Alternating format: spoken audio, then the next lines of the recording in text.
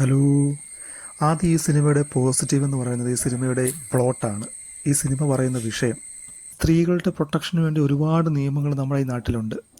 അത് തീർച്ചയായും ആ നിയമങ്ങളൊക്കെ വേണം എന്ന് തന്നെയാണ് നമ്മുടെ അഭിപ്രായം. പക്ഷേ ഇപ്പോഴത്തെ സാമൂഹിക അവസ്ഥയിൽ പല സ്ത്രീകളും ഈ ഒരു നിയമം അവർക്ക് കിട്ടുന്ന ഈ ഒരു പ്രിവിലേജ് അവർ ദുരുപയോഗം ചെയ്തുകൊണ്ട് കള്ളക്കേസുണ്ടാക്കി പലരെയും പെടുത്തിക്കൊണ്ട് അവരുടെ ലാഭത്തിന് വേണ്ടി ഉപയോഗിക്കുന്നു എന്നുള്ളൊരു വസ്തുത നിലനിൽക്കുന്നുണ്ട്.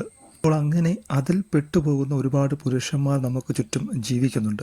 അപ്പോൾ അതിനെതിരെ സംസാരിക്കുന്ന ഒരു വിഷയമാണ് സിനിമ ചർച്ച ചെയ്യുന്നത്. സിനിമയുടെ ആദ്യ പകുതി വളരെ നൈസായിട്ടാണ് മുന്നോട്ട് പോയത്. അതായത് സിനിമ പറയാൻ പോകുന്ന ആ ഒരു വിഷയവും ആ സിനിമ കൺവേ ചെയ്യാൻ ഉദ്ദേശിക്കുന്ന ആ ഒരു ഇമോഷനും എല്ലാം ഒരു ഓക്കെ ഫീലായിട്ട് തന്നെ നമുക്കത് കൺവിൻസിങ് ആയി എന്നുള്ളതാണ് ആദ്യ പകുതിയിൽ ഫീലായത്. ഇൻ്റർവെൽ ആകുമ്പോൾ തന്നെ നമുക്ക് മനസ്സിലാവും രണ്ടാം പകുതി ഒരു കോർട്ട് ഡ്രാമയിലേക്കാണ് സിനിമ പോകുന്നതെന്ന്. അപ്പോൾ അതുകൊണ്ട് തന്നെ ഭയങ്കരമായിട്ടുള്ളൊരു എക്സൈറ്റ്മെൻറ്റ് ഉണ്ടായിരുന്നു. കാരണം കോർട്ട് ഡ്രാമ സിനിമകൾ ഒരുപാട് ഇഷ്ടമുള്ള ആളെന്ന നിലയ്ക്ക്. കാരണം ഈ കോർട്ട് ഡ്രാമയിലേക്ക് പോകുമ്പോഴത്തേക്ക് അവിടെ ഉണ്ടാകുന്ന കുറച്ച് കോൺഫ്ലിക്റ്റുകളുണ്ട്. അതായത് നായകനും ഇപ്പോൾ പ്രതിനായകനായിട്ട് വരുന്നവരും അവരുടെ വക്കീലുമാരും എല്ലാം ചേർന്നല്ലോ ഒരു കോൺഫ്ലിക്റ്റ്, വാദപ്രതിവാദങ്ങൾ, ഇതൊക്കെ കാണാൻ ഭയങ്കരമായ ഇഷ്ടമുള്ള ഒരാൾ എന്ന നിലയ്ക്ക് വളരെയധികം എക്സൈറ്റ്മെൻ്റ് ആയിരുന്നു. ഇനി എങ്ങനെ സിനിമ മുന്നോട്ട് പോകും, എങ്ങനെയായിരിക്കും, എന്തൊക്കെ കോൺഫ്ലിക്റ്റുകളാകും സിനിമയിൽ ഉണ്ടാവുക എന്നറിയാനുള്ളൊരു എക്സൈറ്റ്മെൻറ്റിലായിരുന്നു.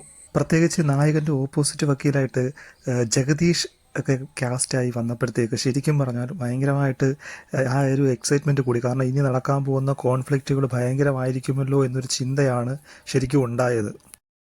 എന്നാൽ ആ ചിന്ത വെറുതെയായിരുന്നു എന്ന് മുന്നോട്ട് സിനിമ കാണുമ്പോൾ തന്നെ മനസ്സിലായി. കാരണം പിന്നീട് അങ്ങോട്ട് പ്രത്യേകിച്ച് നമ്മൾ പ്രതീക്ഷിച്ച ഒരു വലിയ കോൺഫ്ലിക്റ്റോ കാര്യങ്ങളോ ഒന്നും തന്നെ സിനിമയിൽ ഉണ്ടായിരുന്നില്ല എന്നുള്ളതാണ് വിഷമകരമായ ഒരു കാര്യം.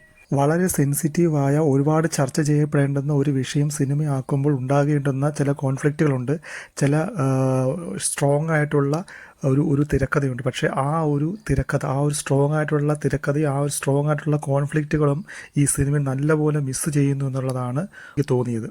ഒരു വലിയ കോൺഫ്ലിക്റ്റ് ഉണ്ടാവുകയും ആ കോൺഫ്ലിക്റ്റിൻ്റെ ഭാഗമായി അവിടെ വലിയ സ്ട്രോങ് ആയിട്ടുള്ള വാദപ്രതിവാദങ്ങൾ നടക്കുകയും അങ്ങനെ അത് അവസാനം പരിഹരിച്ചുകൊണ്ട് ഈ സിനിമ തീരുകയായിരുന്നെങ്കിൽ തീർച്ചയായും ഒരു ഗംഭീര സിനിമ ആകേണ്ടിരുന്ന ഒന്നാണ് ആഭ്യന്തര കുറ്റവാളി.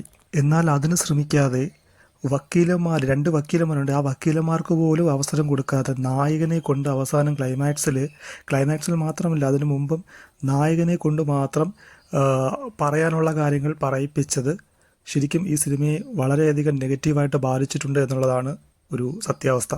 സിനിമ പറയുന്ന വിഷയവും അതിൻ്റെ കാലിക പ്രസക്തി എല്ലാം നല്ലതുപോലെ മനസ്സിലാവുമെങ്കിലും ഈ അവസാന ക്ലൈമാക്സിൽ ഇങ്ങനെ നായകനെ കൊണ്ട് പറയാനുള്ള കാര്യങ്ങൾ പറയിപ്പിച്ചു എന്നുള്ളൊരു നെഗറ്റീവ് നിലനിൽക്കുന്നുണ്ട് എന്നുള്ളത് ശരിക്കും സിനിമയെ നല്ല രീതിയിൽ ബാധിക്കും എന്നുള്ളതാണ് സത്യം.